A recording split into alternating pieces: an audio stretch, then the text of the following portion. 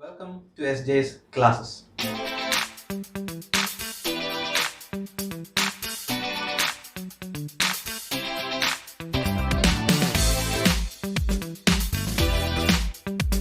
video lesson, we will be discussing Dr. Samuel Johnson's first literary critic that we have to confront as part of this module is William, first of which is known as Partial Tradition and the other as the Manipravalam tradition. Short introduction to the English novelist, journalist, essayist, and critic. To the two of the most popular Greek critics, Plato and Aristotle, is considered as a representative of the Greek era in Malayalam. Famous that is a folklore mythological story that is being referred to here.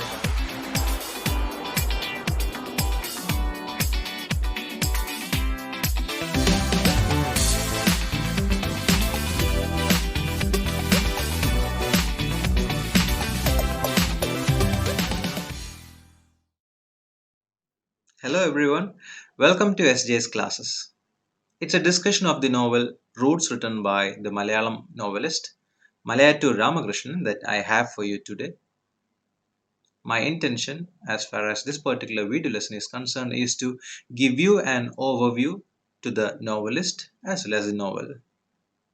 I won't be elaborating on the plot much. It's a must-read novel as far as literature enthusiasts are concerned. Both the Malayalam and English versions are readily available in the market, so please fetch your copy and make sure that you read it at least once. Let me introduce the novelist to you.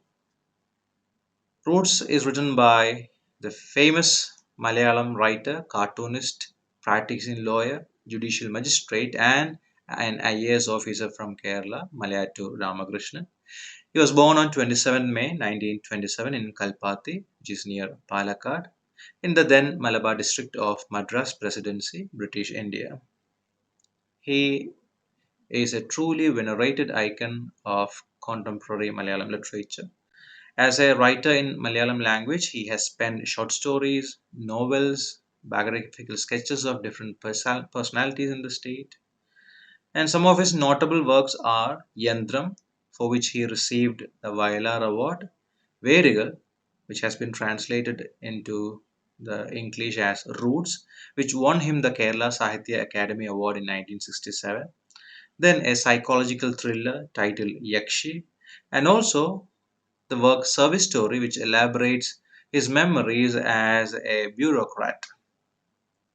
Some of his creative works were used to make films. He even served as scriptwriter for films like Yakshi and Ayyar the Great. He has also translated some famous works into Malayalam, like Bram Stoker's Dracula and also the Sherlock Holmes novels. He also drew regularly caricatures for the Shankar's Daily in his initial days. Verukal, with the English title Roots, is a Malayalam semi-autobiographical novel written by Ramakrishnan. It was published in 1966. The translator of this particular work is V. Abdullah and it was published in 2002. Now, when you start reading the novel, at the very beginning, you might feel a discomfort with the characters speaking in Tamil. But I'm sure you will soon start to love the conversations in the novel, and by the end of the book, you will definitely fall in love with the character and the family milieu that has been represented in the novel. Berigal discusses the so called modern busy human life, which fails to understand the values of family relationships and bloodlines. The protagonist of this novel is Raghu. He is an ambitious IAS officer. He is married to Geeta, who is a shrewish, modern, and domineering woman. Shrewish means someone who continually complains about something, someone who keeps on finding faults with everything. She is also a domineering character. Domineering means, someone who exercises excessive control or power over others. So she is described as a shrewish, modern, and domineering woman. Raghu decides to build a new house, which Gita finds too small for her taste.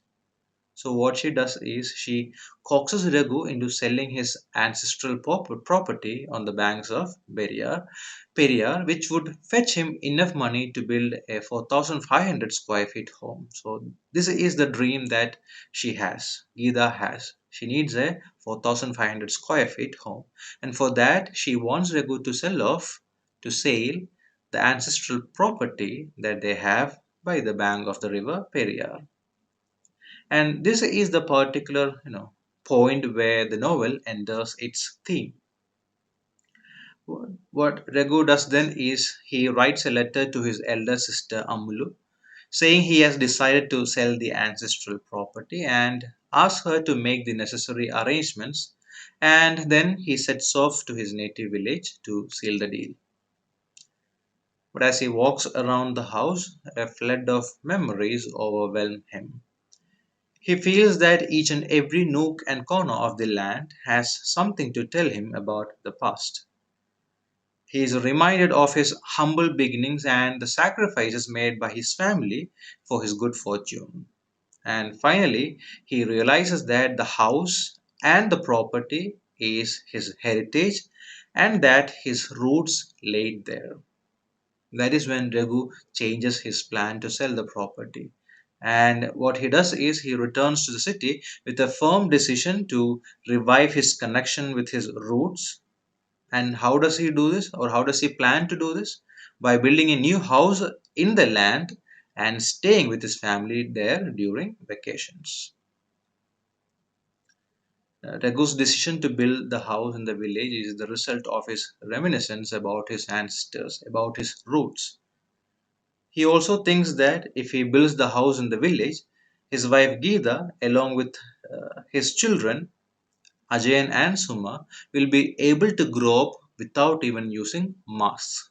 So that they could, the kind of, polluted air that they confront at the place that they live now, which is Adaya, it's too polluted, and uh, Raghu thinks that his decision to build a house in the bank of the Periyar would save their children, to grow up as normal human beings without wearing any mask, to save themselves from pollution. The book is indeed a smooth read. It urges the readers to discover their true roots, just like Reku in the novel. So that is all about this particular novel. I know that I have given you only an overview to this particular novel. It's an interesting novel, it's a must read novel. So I would strongly recommend that you read this particular novel at least once. That's exactly why I am restricting the novel to an overview. Thank you so much for being with me. In another video lesson, which I would post soon on my channel, I will discuss the novel Mist, written by M.T. Vasudevan Nair. Thank you so much.